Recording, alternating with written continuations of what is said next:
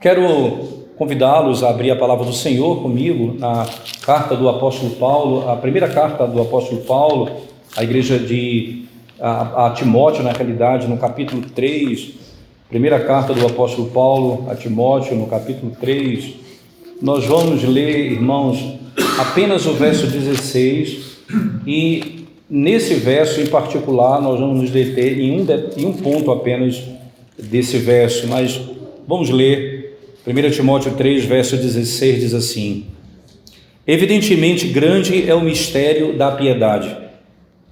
Aquele que foi manifestado na carne, foi justificado em espírito, contemplado por anjos, pregado entre os gentios, crido no mundo, recebido na glória. Vamos à presença de Deus em oração nesse momento. Santo Deus, nós te exaltamos, tendo a gloriosa oportunidade de podermos ouvir a tua voz por meio da pregação da tua palavra nessa manhã do teu santo dia. A tua palavra que nos foi ordenada pregar, e o Senhor nos assegurou a bênção do Espírito Santo que operaria na pregação, nos dando a certeza da sua eficácia e poder, e que não seria simplesmente a voz do pregador a ser ouvida, mas a voz do Senhor, o Deus Todo-Poderoso, que é poderoso para mudar a nossa alma, transformar a nossa vida e nos dar esperança no meio da angústia dessa terra. Fala conosco, Senhor, pelo amor do teu nome. Edifica a tua igreja, exalta o teu nome no nosso meio. Em nome de Jesus nós oramos. Amém. O texto, irmãos, que nós lemos, do verso 16, ele é, vamos chamar assim, a conclusão de vários argumentos estabelecidos pelo apóstolo Paulo na carta, em que ele está lidando exatamente com a necessidade de a igreja ser sadia, ser firme, andar em segurança segundo os padrões que o próprio Deus estabeleceu, e o próprio Deus ordenou como cabeça da igreja como a igreja deve adorar o Senhor, não é? Você vai encontrar no capítulo 2 da primeira carta a Timóteo, ele vai lidar com o papel do homem, o papel da mulher no culto, nesse mesmo capítulo 2. No capítulo 3 ele vai falar acerca da liderança dessa igreja, isto é, aqueles que vão ser chamados para zelar pela doutrina e pela vida do rebanho. Então a escolha de presbíteros no capítulo 3, a escolha de diáconos também, e no final dessa sessão, Paulo diz assim: ora, irmãos, escrevo-te estas coisas, verso 14, esperando ir ver-te em breve. Paulo está instruindo Timóteo na expectativa de que ele iria ter com Timóteo algum tempo, mas ele temia que não chegaria a tempo, e ele diz o seguinte: então eu te escrevo essas coisas com a seguinte intenção, não é? Eu quero ir ter contigo, verso 14, para que, se eu tardar, fique ciente de como se deve proceder na casa de Deus, que é a igreja do Deus vivo, coluna e baluarte da verdade. O meu objetivo é te instruir, e como é tão didático, como é tão pedagógico isso, irmãos. A igreja é fundada na estrutura apostólica, e o Senhor da igreja que instituiu os apóstolos é o mesmo Senhor que prepara uma liderança para dar continuidade ao mesmo ensino.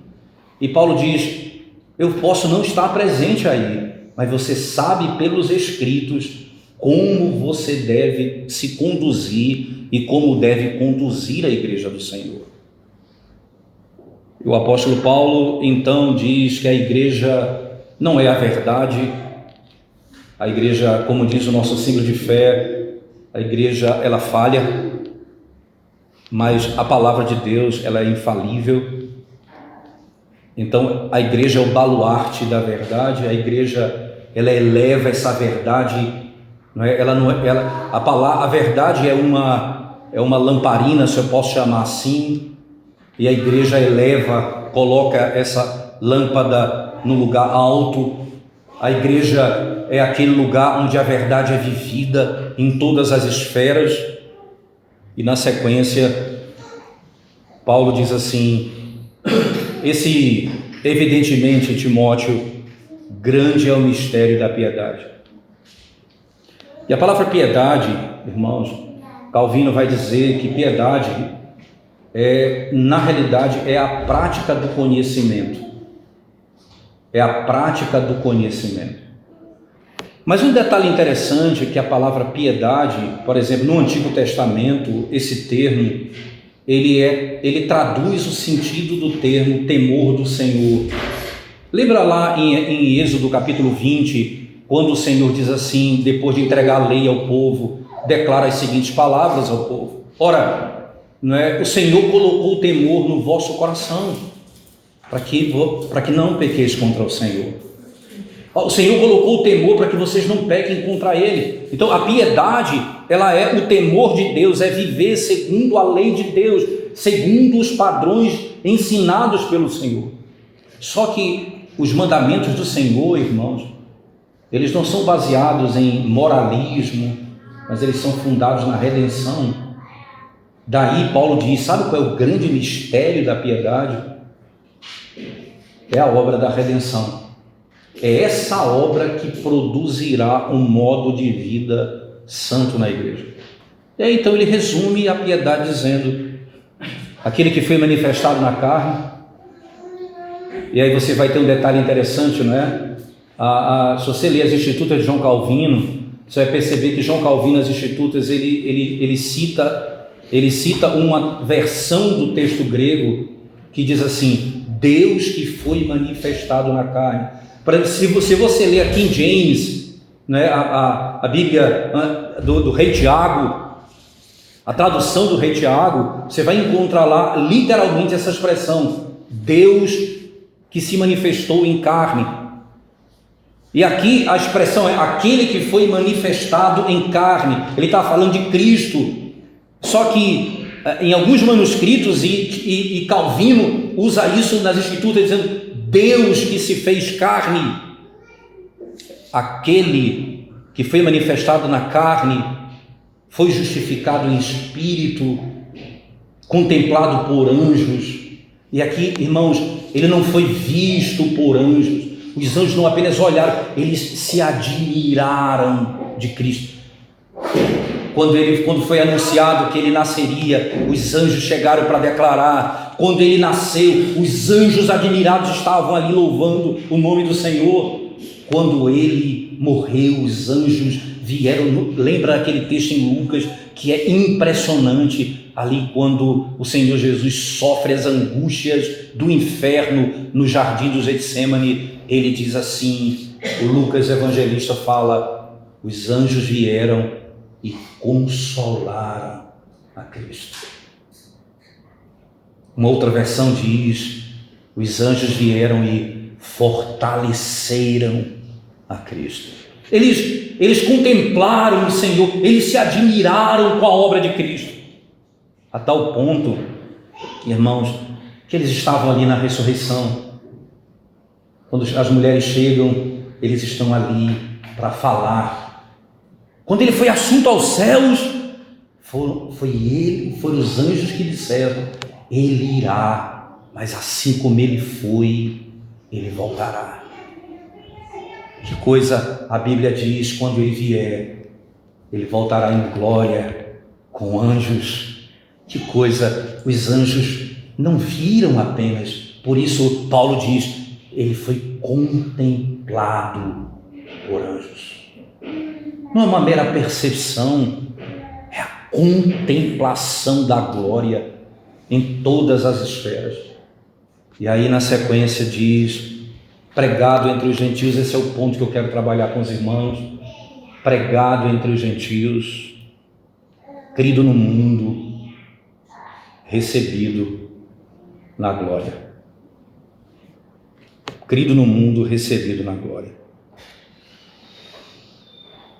Cristo, e aqui eu passo a me deter nesse tópico, explicando aspectos gerais de toda essa sessão. Cristo, nosso bendito Salvador, Ele é o rei da sua igreja, Ele é o rei da igreja, Ele é o Senhor da igreja. Não era suficiente, irmãos, que Ele fosse manifestado em carne. Não era suficiente que Ele fosse justificado em espírito, isto é, declarado pelo poder divino ser como sendo de fato Deus. Lembre-se das palavras de Paulo aos Romanos no capítulo 1, verso 4. E ele foi declarado Filho de Deus com poder pelo Espírito de santidade. Ele foi condenado por homens, ele foi justificado em todos os seus atos. Tudo que, enquanto os homens condenavam a Cristo, o Espírito o justificava. Se você olhar para o texto sagrado, você se impressiona. As aparentes ironias textuais. Quando ele era condenado, na narrativa se dizia, ele não era culpado, eles caluniavam, levantaram-se mentirosos contra Cristo. O próprio Espírito revelando na própria palavra que todos os atos de Cristo eram perfeitos, santos, sem mácula. Pregado, proclamado, justificado. Mas olha, irmãos, ele foi contemplado pelas criaturas mais nobres, pelos anjos. Os reis, no momento que o rei recebe seu processo de instalação, em que ele passa a ser coroado como rei, não apenas os que têm títulos, não apenas os que têm honra, não apenas os anjos poderão contemplá-lo, mas outros vão reconhecê-lo. As criaturas, os anjos contemplaram ao Senhor, mas não apenas os maiores no reino, irmãos, mas até mesmo os menores, miseráveis, pecadores, também contemplaram. Nós devemos conhecer o Rei, não apenas os anjos, mas os homens mortos nos seus pecados precisam conhecer o Rei. Jesus Cristo é o Rei universal de toda a terra. Ele é o Senhor da igreja. E deve haver uma proclamação, uma publicação acerca disso, para que todo mundo saiba. Esse é o Senhor. Ele é o Senhor do universo. Quando ele ressuscita dentre os mortos, ele diz aos discípulos: todo o poder, toda a autoridade me foi dada nos céus e na terra. Toda a autoridade me foi dada. Ele deve ser pregado aos gentios. Ide por todo o mundo. Ide por todo o mundo. Fazer discípulos. E quando essa proclamação for feita, irmãos, não basta apenas que ela seja proclamada, não é necessário apenas que se levante pregadores, não é necessário apenas que se proclame a palavra, mas é com o poder do Espírito para que haja fé. E é por isso que a segunda parte dessa sessão é pregado entre os gentios e crido no mundo. Por quê, irmãos? Por que é importante essa ordem? Porque uma coisa segue a outra. Porque a pregação, ela vem antes da fé. A fé é fruto da pregação. A fé é fruto da pregação. Se não houver pregação, não haverá fé. Cristo primeiramente é pregado aos gentios, então crido no mundo. Note primeiro, irmãos, é necessário que haja uma dispensação da salvação trazida e operada por Cristo para os outros. Não é suficiente apenas que a salvação seja apenas a manifestação disso, manifestado na carne, justificado em espírito, mas essa salvação e redenção, aquilo que foi operado pelo Senhor, deve ser publicado. Entenda a necessidade da pregação no meio dessa obra. Mas o que é extraordinário é você entender que Paulo coloca isso como um grande mistério da piedade, é a encarnação, a justificação operada pelo Espírito, a contemplação da obra de Cristo pelos anjos e a proclamação dessa palavra aos gentios.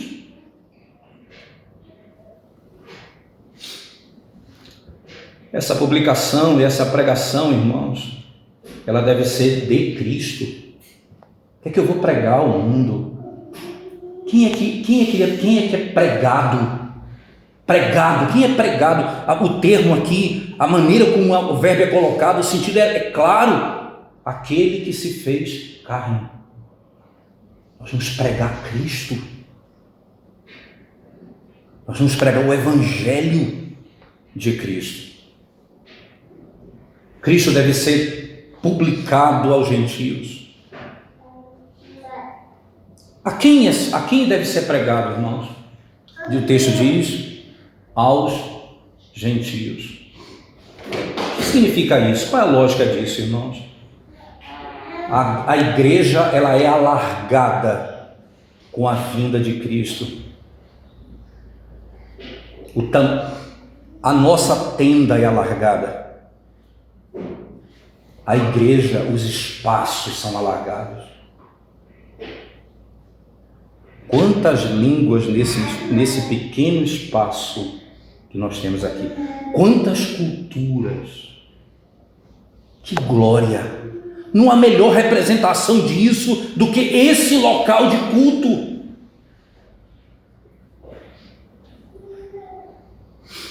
Tantas falas, tantas culturas. Porque foi assim que o Senhor proclamou e determinou.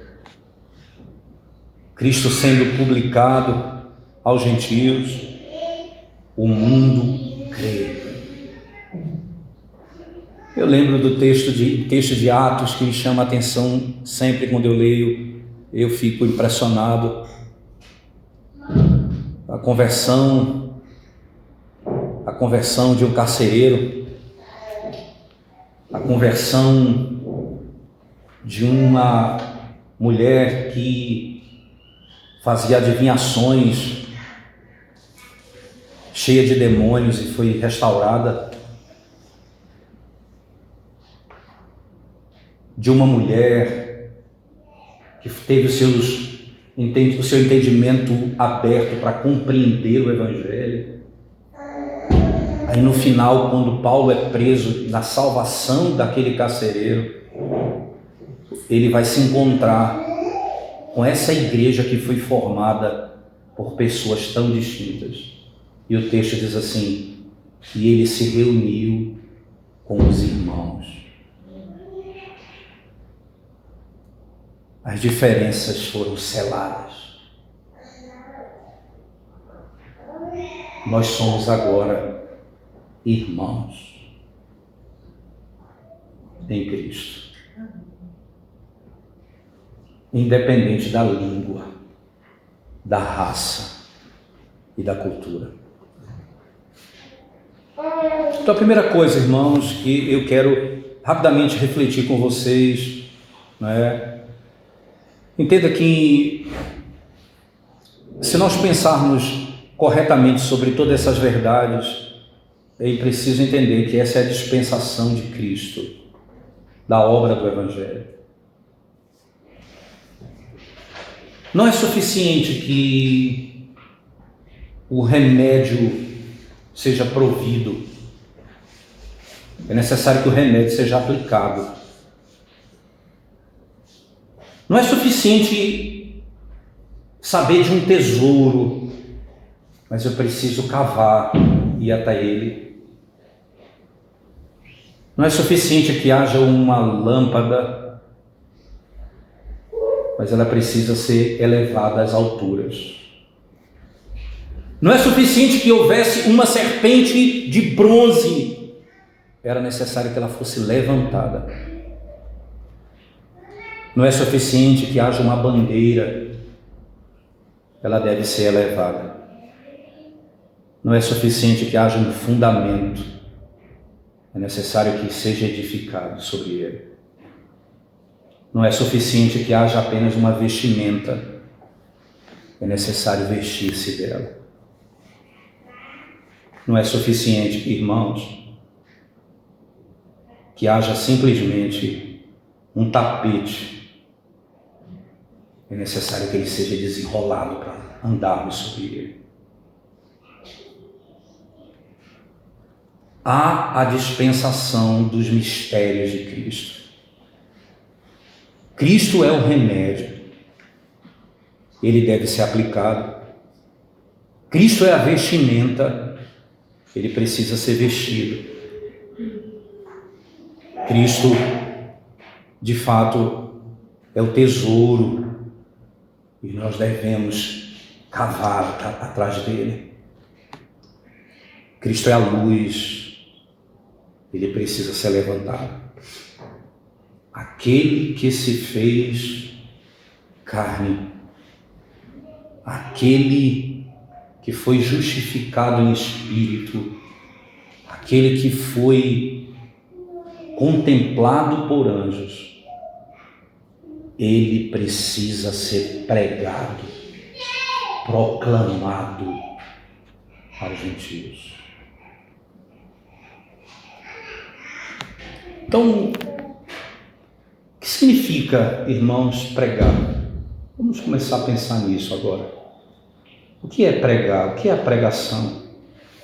Segundo o texto que acabamos de ler. Pregar é abrir o mistério de Cristo. É abrir, irmãos, tudo o que está em Cristo. É quebrar a caixa para que o aroma saia. É abrir e desvelar as naturezas e a pessoa de Cristo. É abrir os ofícios de Cristo. Ele é profeta, ele é sacerdote, ele é rei. Primeiro, ele é profeta para ensinar. Ele veio ao mundo. Então, ele é um sacerdote, ofereceu sacrifício, ele mesmo sendo sacrifício. Então, depois de ele oferecer o sacrifício como um sacerdote, ele tornou-se rei. E ele precisa ser conhecido como rei. Depois de ele ter ganho um povo por meio do seu sacerdócio e oferta, agora ele é um rei que deve governá-los. Literalmente. E como é que isso ocorre? Deixa eu tentar lhe explicar, irmãos.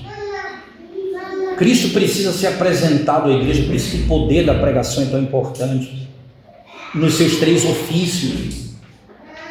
Thomas Boston, um teólogo escocês que eu gosto muito, ele descreve, comentando sobre a narrativa de Caim, explicando o porquê de Caim e da sua condenação, falando um pouco sobre isso. Ele diz assim: Deus se aproximou de Caim e disse assim: Caim, o mal está à tua porta, a ti cumpre dominá-lo.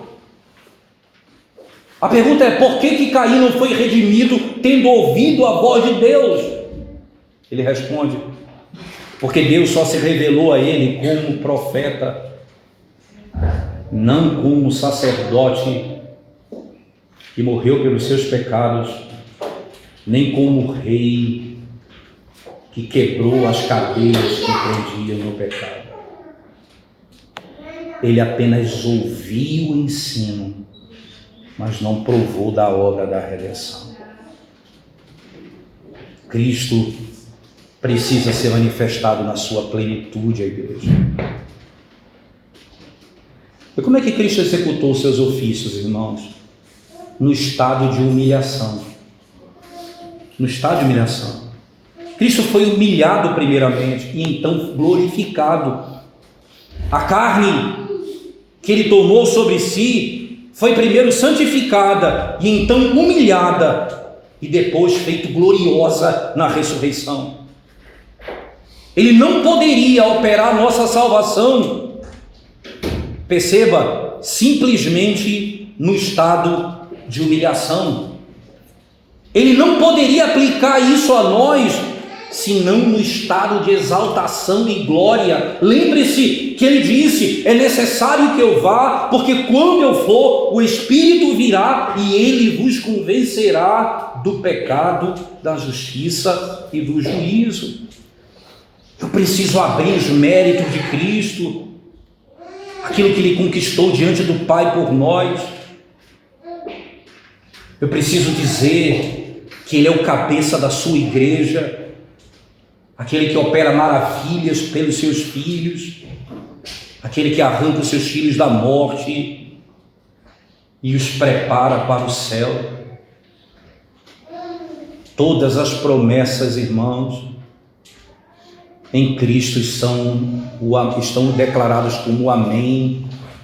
Todas as promessas de Deus para a igreja, Cristo é aquele a quem o Pai entregou todas elas.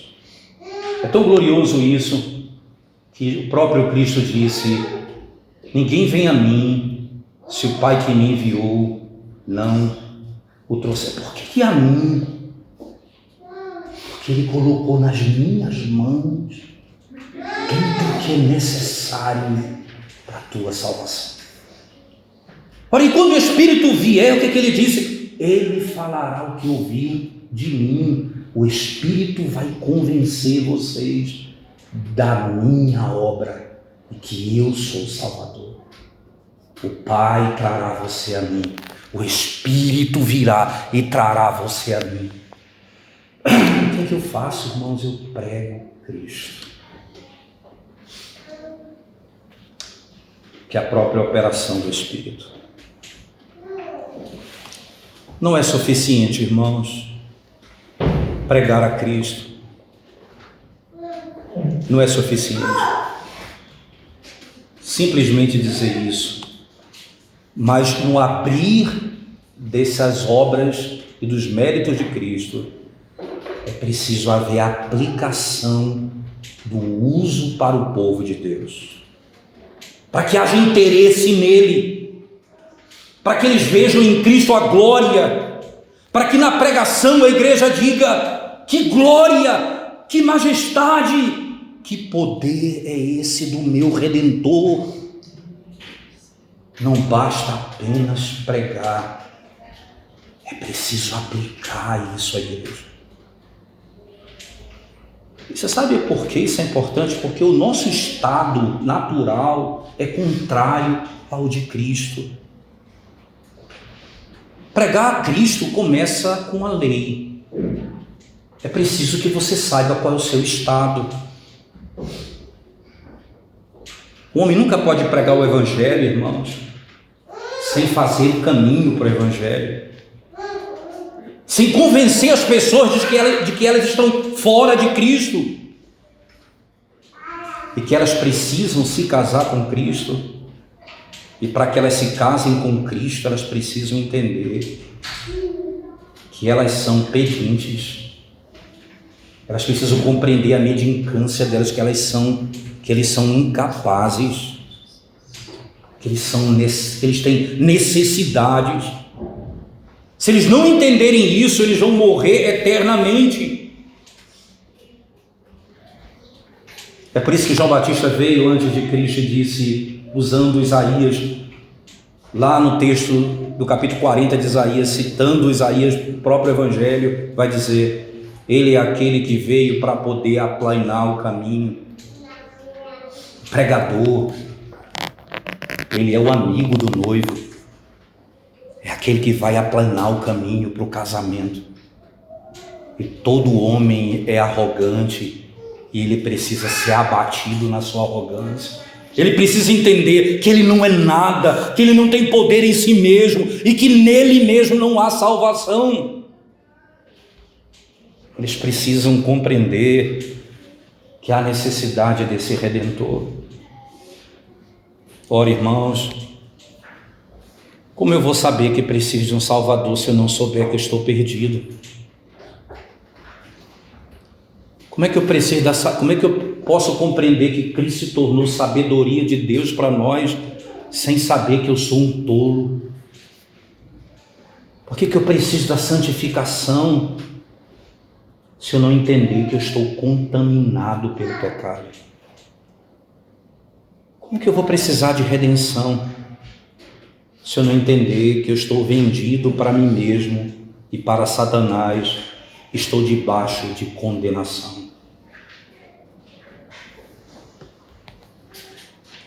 Jesus Cristo chegou para a mulher samaritana, pediu água a ela e disse: se você soubesse quem está te pedindo água, você pediria a mim e eu te daria água, e a água que eu te der, nunca mais você teria sede.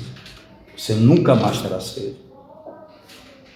A mulher samaritana entendeu como qualquer entendedor natural, disse: eu quero essa água, porque eu não quero vir aqui mais buscar água no poço de Jacó. Eu quero resolver meu problema temporal. Eu quero resolver o meu problema no momento. Eu não quero resolver o problema eterno. Eu quero resolver o problema agora. Se fosse um evangelista moderno, Jesus diz: olha, uma alma se converteu. Jesus foi e feriu ela mais ainda com a lei e disse: faz o seguinte, chama o teu marido. Eu não tenho marido, Senhor. Disseste bem. Ele aplica ali o 7º mandamento: não adulterarás. O que você tem hoje não é o teu marido. Vejo que tu és profeta. Ora, Jesus Cristo, depois de, no Evangelho de João, no outro contexto, no capítulo 6, quando ele, depois de fazer a multiplicação dos pães e peixes, uma multidão passa a segui-lo, ele então se volta à multidão e diz: não me sigam pelo pão que perece. E o Senhor prega um sermão duríssimo contra eles. E eles vão embora, eles se afastam de Cristo. Aí Cristo olha para os discípulos e diz: e vocês querem ir embora também? Pedro disse: Senhor, para onde iremos? Tu tens as palavras de vida, para onde nós iremos? Você entende? Eu não tenho para onde ir, eu sei o meu estado, eu sei quem eu sou. Eu posso não ter o que comer, mas eu tenho o pão da vida. Eu posso não ter o que beber, mas eu tenho a água que vai saciar a minha sede. Eu posso não ter onde morar, mas eu sei que habitarei com meu Redentor para sempre. O Evangelho precisa humilhar o homem nesse nível, quebrar a sua arrogância, para que ele conheça a redenção. Venha a Cristo então. A lei diz assim: maldito, maldito. Mas o Evangelho vai dizer, com uma doce voz: Pai, perdoa-os. Como o Evangelho é pregado, irmãos, eu suplico a vós, irmãos, nós como embaixadores de Cristo, que coisa, nós nos tornamos pedintes para o bem das almas. Os pregadores são esses homens que vão descer ao pó para olhar para a alma da igreja e dizer: vocês precisam de Cristo.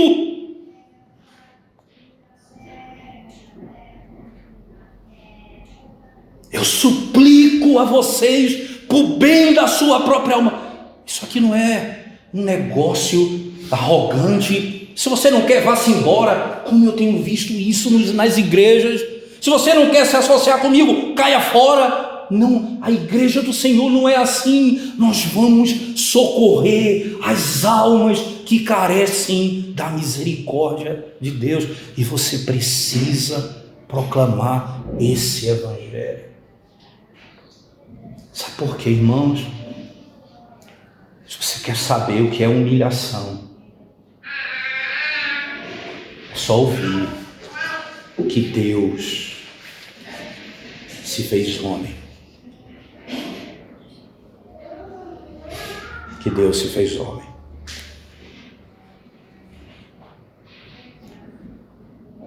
O Senhor ordena exatamente isso. E aqui você pode pensar, ora irmãos, como nós temos pecado contra o Senhor nessa área. Quando não amamos a pregação do Evangelho, você imagina que no grande mistério da piedade, a pregação de Cristo aos gentios é fundamental. Fundamental. Quando nós escolhemos igreja com base em boa recepção,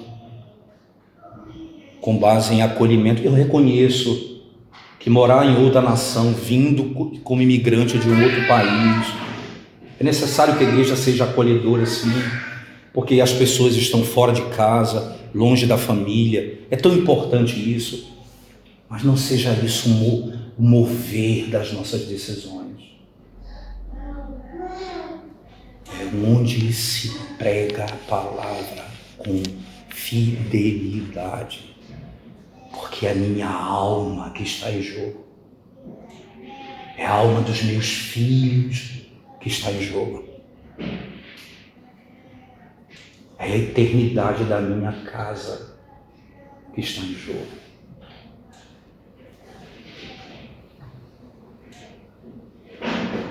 Como o Senhor é glorioso, irmãos.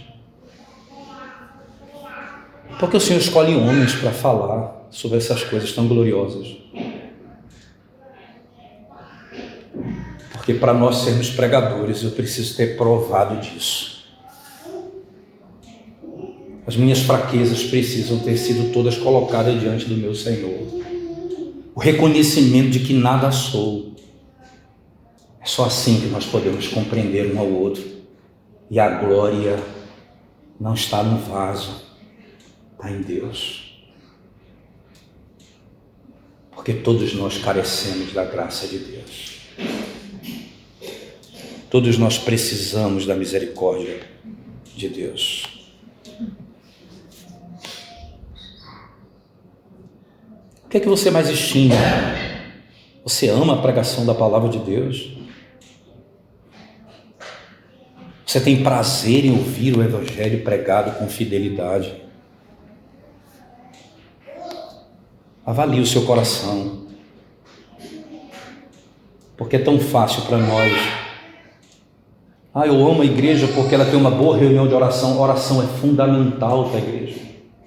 Eu amo a igreja, irmãos, se não há pregação do Evangelho, a minha alma está em risco. Deus escolheu esse meio para fazer o Rei conhecido entre os povos, pregado entre os gentios. Pregado entre os gentios. Concluindo essa parte, deixa eu lhe dizer, alguém pode falar assim, eu faço em casa meu culto. Eu não leio a Bíblia em casa, não instruo meus filhos em casa, para que eu preciso ir para a igreja? Não tem isso nos nossos dias, né? No Brasil é tão forte isso. Depois da pandemia, algum tempo já aconteceu, da pandemia se tornou muito forte os crentes em casa, os desigrejados famosos. Não, eu prefiro em casa, eu escuto aqui. Por que isso não é? Por que não funciona assim? Mas não é a mesma Bíblia, não é a mesma palavra. A gente não está estudando aqui o catecismo também, por que não vai? Deixa ele falar uma coisa. Tá? No interior, na minha região, no interior do Pará, lá no norte do Brasil, de onde eu sou natural, eu moro em Recife há muitos anos, mas eu sou do interior do Pará. E você tinha o costume do leite tirado da vaca. O leite é o mesmo leite que você toma. Lá na minha terra era assim. Só que para você tomar esse leite, ele tem que ser fervido. Não é mesmo leite? Ele tem que passar por um processo para ser melhor nutrido e nos livrar de uns outros problemas. O leite é o mesmo. Mas quando fervido eu posso tomá-lo. Você percebe que a palavra é a mesma quando é lida em casa, mas ela tem que ser aquecida para falar e nos alimentar na alma, no culto público, como o Senhor requer de nós. Por isso o Senhor disse, pregado entre os gentios. Pregado entre os gentios. E aí vem nosso segundo ponto, e vamos ser mais rápido nesse, irmãos. Por que Cristo? Porque a pregação é abrir toda a obra do Evangelho, né? Mas o que deve ser pregado? Qual é o conteúdo da pregação? Eu queria rapidamente que você abrisse sua Bíblia comigo em Romanos, no capítulo 1. Eu citei o verso 4 desse texto, mas eu quero que você acompanhe a leitura comigo. Romanos 1, versos 1 até o verso 4 em particular. Romanos capítulo 1, diz assim a palavra de Deus.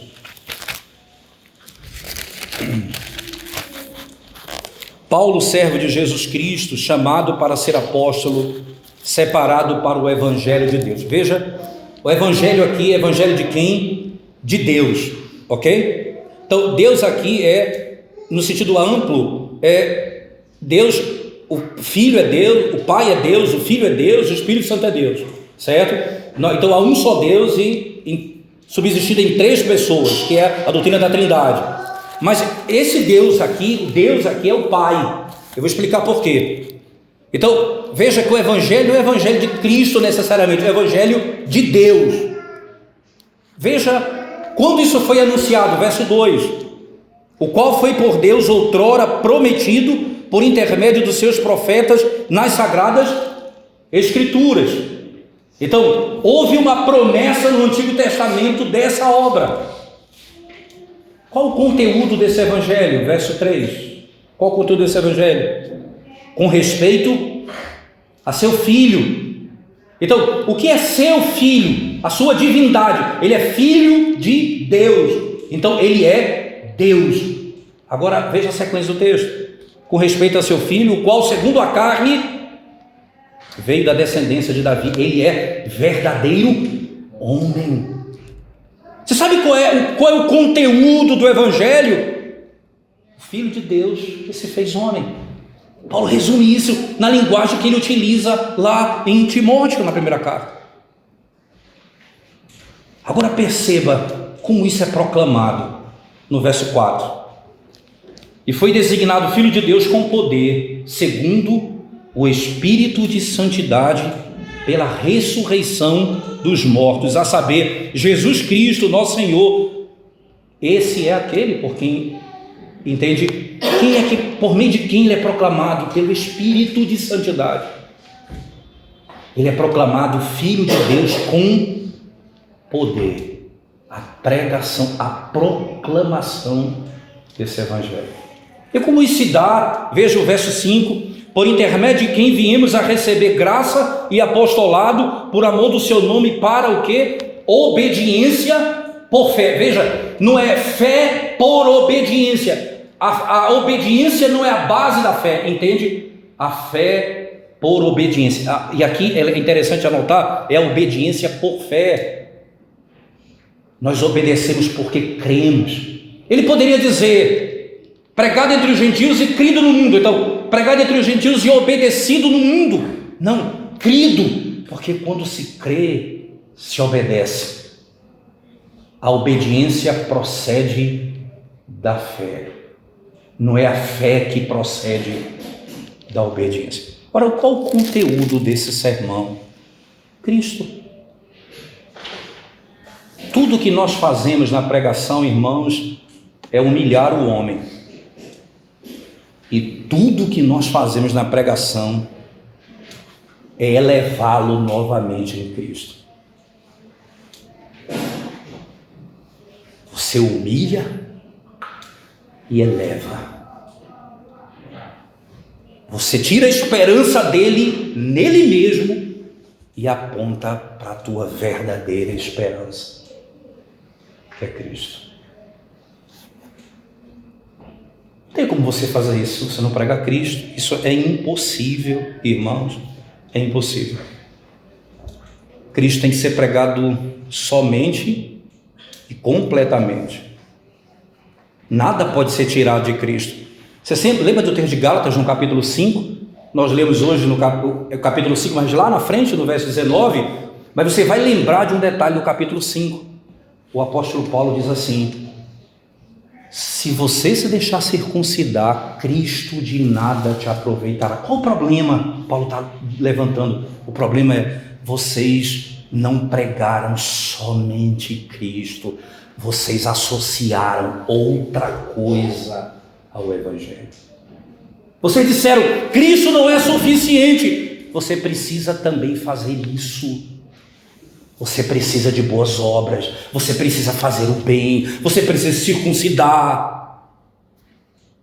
Paulo diz: se você se deixar circuncidar, Cristo de nada, veja, Paulo diz, de nada te aproveitará. Nós pregamos Cristo completamente e somente.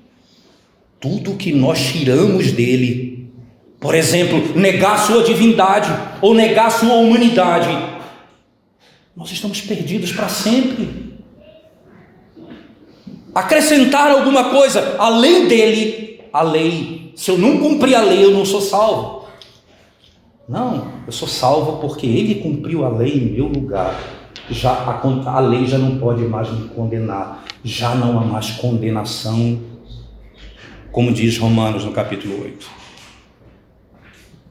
É claro que você precisa entender que essa fé produz obediência. Essa obediência não é a causa da minha salvação, essa obediência é fruto da minha salvação. Nós vamos ser julgados por nossa obediência. É verdade. Porque a nossa obediência ou nossas obras, elas revelam o que cremos. Entende? Eu creio no Senhor Jesus e vivo segundo a verdade. Eu não posso dizer que creio em Cristo e ando segundo os meus próprios desejos. É estranho um homem dizer que crê em Cristo e vive na prática da iniquidade. Eu vou pregar Cristo e Cristo somente. E por último, por que aos gentios? É claro, irmãos, que os gentios, eles andam nas trevas. Paulo, escrevendo aos Romanos, no capítulo 1, verso 21, vai dizer que tudo o que se pode conhecer de Deus é revelado na criação. E eles adoraram a criatura no lugar do Criador, eles adoraram imagens, eles desonraram ao Senhor Jesus. É verdade isso? Mas o Senhor, desde o princípio, como por exemplo, lá no texto de Gênesis 12, diz a Abraão que em Abraão seriam benditas todas as famílias da terra. Havia claramente um propósito de Deus em redimir os gentios. E você vai encontrar na genealogia de Cristo algumas mulheres que não pertenciam à história de Israel. Você vai encontrar Tamar. Que história estranha em Gênesis 38.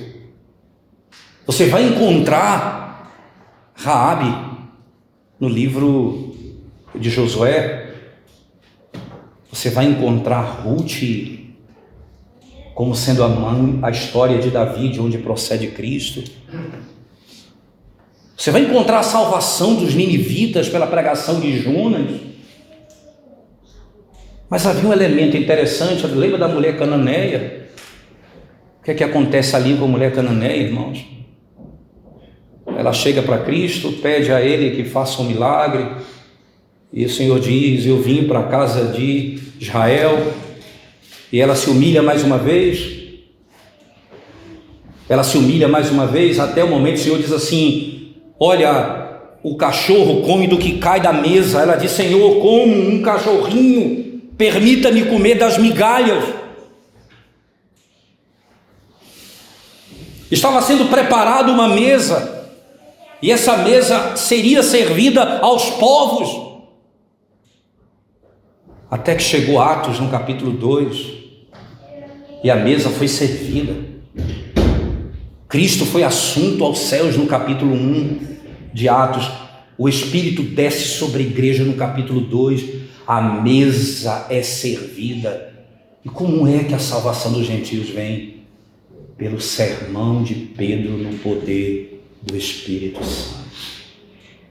A mesa está posta. Venham e comam livremente. Todos os povos, raças, línguas e nações.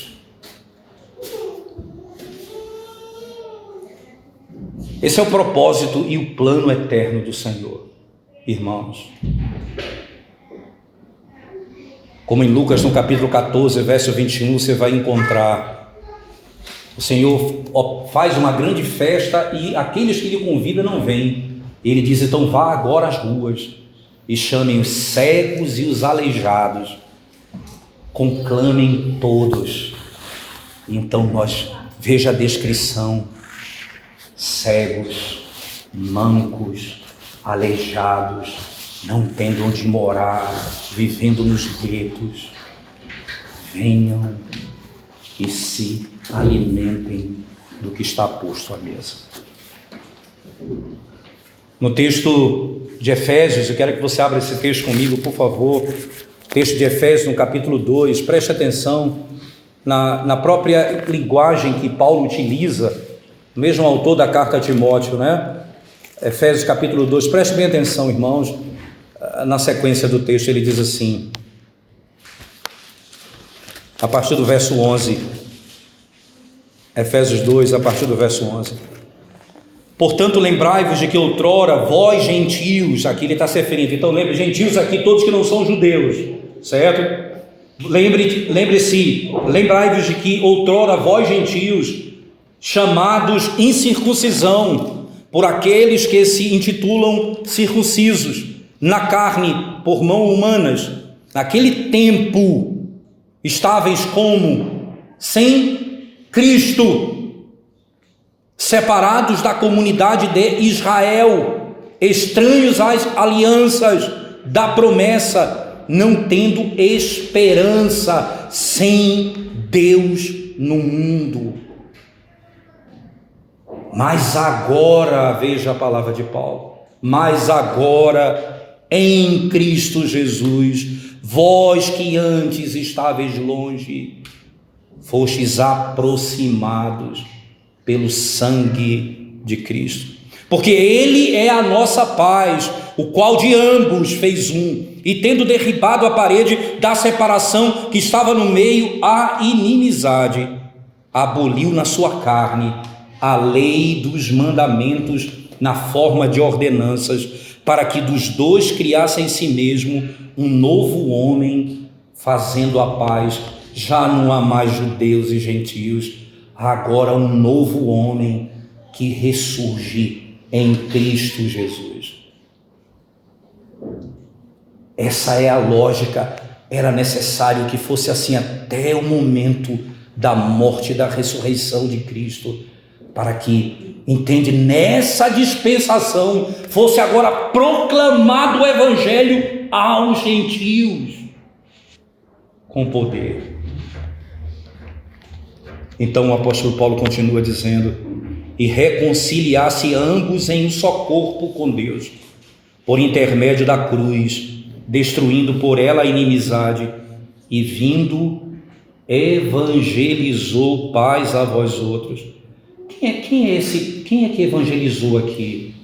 Cristo evangelizou, não foi Paulo. Quem pregou foi Paulo, mas ele diz, foi Cristo quem evangelizou paz. Ele é a paz e ele é quem proclama a paz aos homens. Na última sessão ele diz, e paz também aos que estavam perto, até o 19, porque por ele ambos temos acesso ao Pai em um Espírito. Assim já não sois estrangeiros, assim já não sois peregrinos, mas concidadãos dos santos, e sois da família de Deus. Que coisa, irmãos! A igreja é chamada por Paulo da casa de Deus, a família de Deus. O evangelho agora é anunciado para que haja reconciliação entre os povos. Deixa eu concluir, irmãos, rapidamente. Perceba que existem vários graus da dispensação da salvação. Isto é, primeiro, existe a ordenação da salvação. Como foi isso? Em Efésios 1, Paulo vai dizer, nós somos ordenados antes da fundação do mundo. Então, antes da fundação do mundo, Deus escolheu um povo para si. Depois, o que é que aconteceu? A promessa da salvação. O que é que aconteceu? Quando Adão caiu, foi anunciado, nascerá da mulher aquele que esmagará a cabeça da serpente. E existe o tempo e o período em que a salvação prometida é realizada. Isso foi por Cristo, quando ele veio em carne. E existe agora a promulgação e o alargamento da salvação para todos os povos. Depois de Cristo, depois que Cristo veio em carne,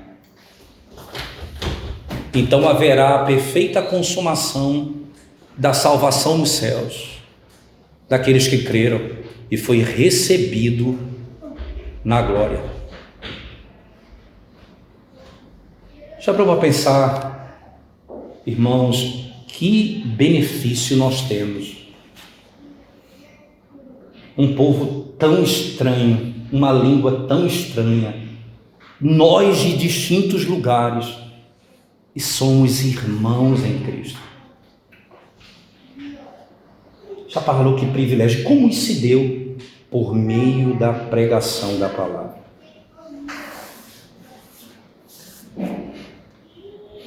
Nós somos chamados para isso, para desfrutarmos dessa época. Nós devemos ter um cuidado com a nossa própria vida, irmãos, porque todas as vezes que a pregação da palavra ela é rejeitada, você vai perceber que a superstição ela toma conta da igreja. Quantas igrejas estão cheias de superstições? Tantas coisas estranhas no culto público, porque simplesmente nos apartamos da fiel pregação da palavra. Cuidado para não nos tornarmos infrutíferos sobre a dispensação da pregação. Depois de termos a bendita influência da pregação do Evangelho, depois de desfrutarmos dessa glória, nós vivermos como pagãos nesse mundo. Depois de ouvirmos a glória desse Evangelho, nós andarmos como se não conhecêssemos a Cristo. Como isso é sério. Nós que fomos alcançados nas nações, nós que falamos uma língua estranha, que não é o hebraico, é o português, é o inglês, é o francês, é o alemão. Nós que falamos uma língua estranha, fomos alcançados pela pregação do Evangelho. Nós não podemos desmerecer isso, em hipótese alguma. E como isso é sério, irmãos, você quer saber onde há maldição no mundo? Você quer conhecer um lugar onde está debaixo de maldição? Não é um lugar que está vivendo em crise econômica, ou até mesmo debaixo de um possível sistema ditatorial. É um lugar onde não há pregação do Evangelho.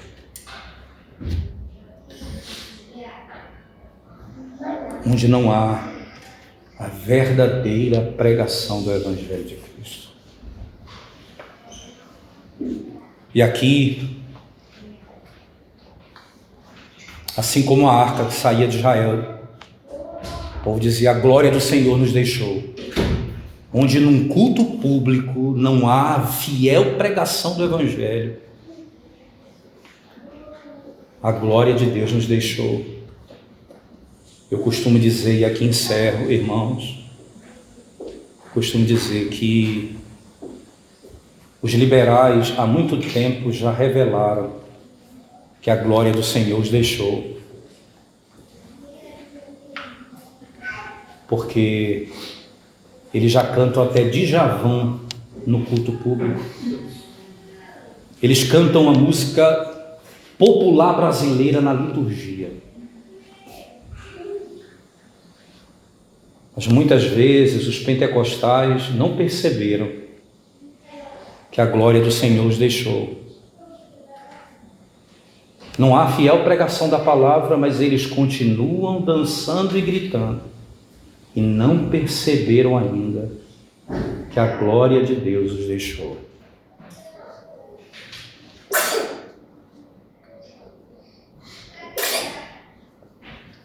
Só há um lugar onde estaremos protegidos nesse mundo, onde a fiel proclamação do Evangelho de Cristo, como revelado nas Sagradas Escrituras. Vamos curvar nossa cabeça e orar ao Senhor nesse momento, irmãos. Ó Deus, nós te exaltamos pela preciosa oportunidade de ouvirmos a Tua voz. E nós suplicamos, Santo Deus, que o Senhor nos ajude a vivermos segundo o que temos ouvido e aprendido. Tem misericórdia da nossa alma, Senhor. Compadece-te de nós.